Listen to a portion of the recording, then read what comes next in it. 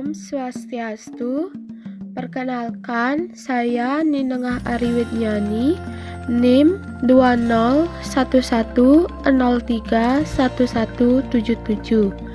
Di sini saya akan memberikan pembelajaran mengenai wawasan kependidikan. Semoga hari ini kalian dalam keadaan sehat ya. Adapun materi yang Ibu sampaikan pada kesempatan kali ini yaitu mengenai teori pendidikan modern. Adapun uraian materinya yaitu yang pertama teori humanisme, yang kedua teori behaviorisme, yang ketiga teori kognitivisme. Yang pertama, teori humanisme. Humanisme berasal dari bahasa Latin yaitu manusia, dan isme berarti paham atau aliran. Humanisme merupakan istilah yang sering digunakan pada kalangan masyarakat Indonesia sebagai suatu kata yang mengungkapkan tentang sesuatu yang berhubungan dengan manusia.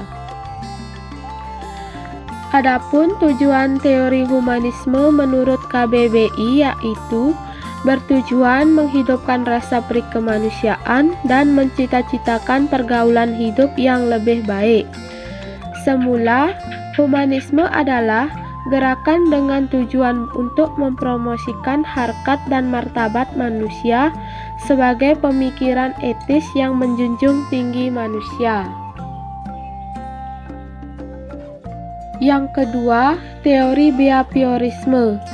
Behaviorisme adalah teori perkembangan perilaku yang dapat diukur, diamati, dan dihasilkan oleh respon pelajar terhadap rangsangan.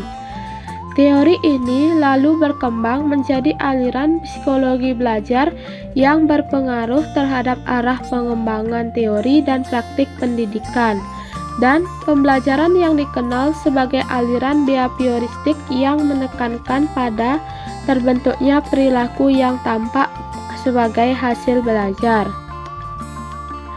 Aplikasi teori behavioristik dalam kegiatan pembelajaran tergantung dari beberapa hal seperti tujuan pembelajaran, sifat materi pelajaran, karakteristik pembelajaran, media dan fasilitas pembelajaran yang tersedia.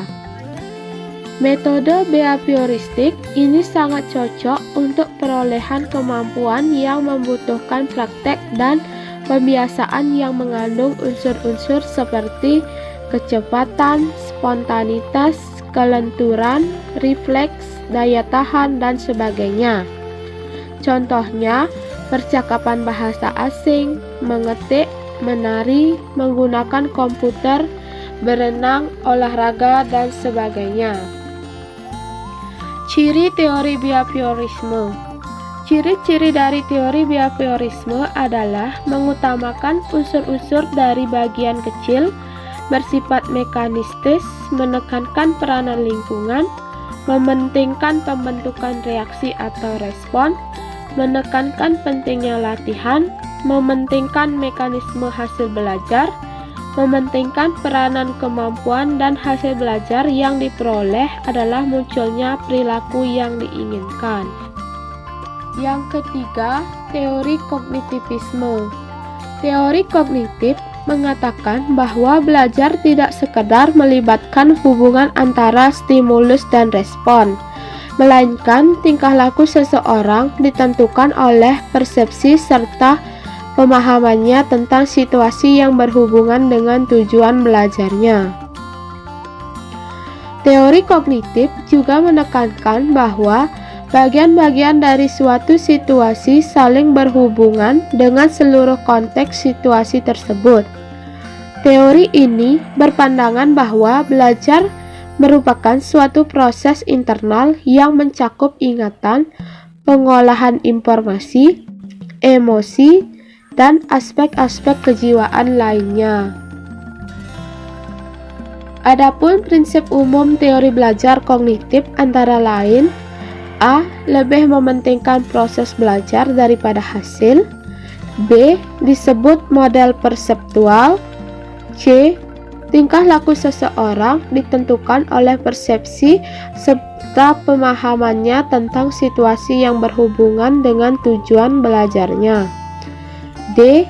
Belajar merupakan perubahan persepsi dari pemahaman yang tidak selalu dapat terlihat sebagai tingkah laku yang nampak. E. Memisah-misahkan situasi atau materi pelajaran menjadi komponen-komponen yang kecil-kecil dan pembelajarannya secara terpisah akan kehilangan makna. F. Belajar merupakan suatu proses internal yang mencakup ingatan, retensi, pengolahan informasi, emosi, dan aspek-aspek kejiwaan lainnya. G. Belajar merupakan aktivitas yang melibatkan proses berpikir yang sangat kompleks.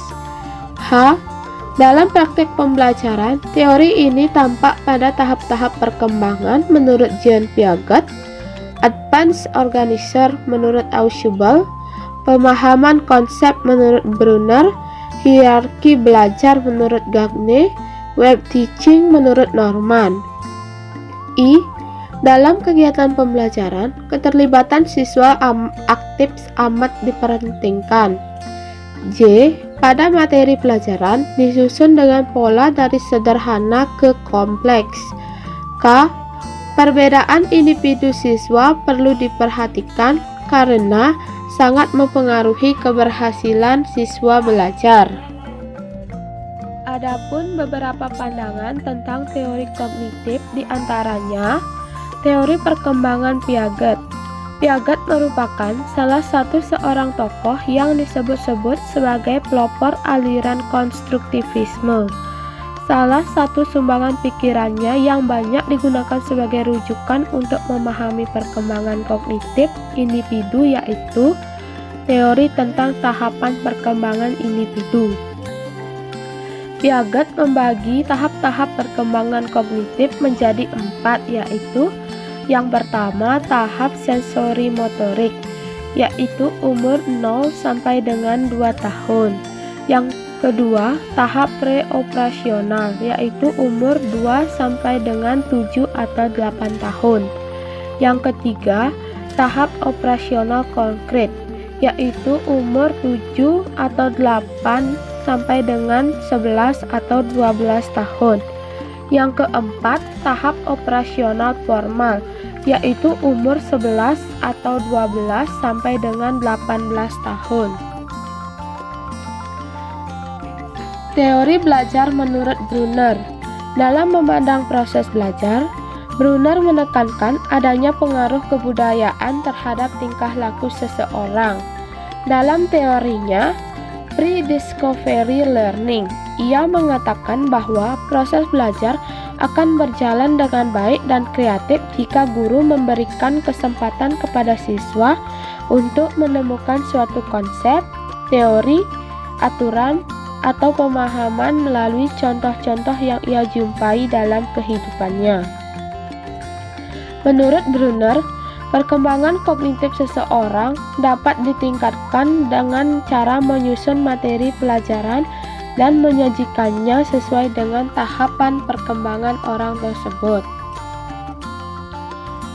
Teori belajar bermakna Ausubel. Menurut Ausubel, belajar seharusnya merupakan asimilasi yang bermakna bagi siswa. Materi yang dipelajari diasimilasikan dan dihubungkan dengan pengetahuan yang telah dimiliki siswa dalam bentuk struktur kognitif. Teori ini banyak memusatkan perhatiannya pada konsepsi bahwa perolehan dan retensi pengetahuan baru merupakan fungsi dari struktur kognitif yang telah dimiliki siswa. Hakikat belajar menurut teori kognitif merupakan suatu aktivitas belajar yang berkaitan dengan penataan informasi, reorganisasi perseptual, dan proses internal. Baiklah anak-anak, materi hari ini Ibu cukupkan. Semoga kalian paham dengan materi yang Ibu sampaikan tadi. Akhir kata, Ibu ucapkan terima kasih. Om Santi Santi Santi Om.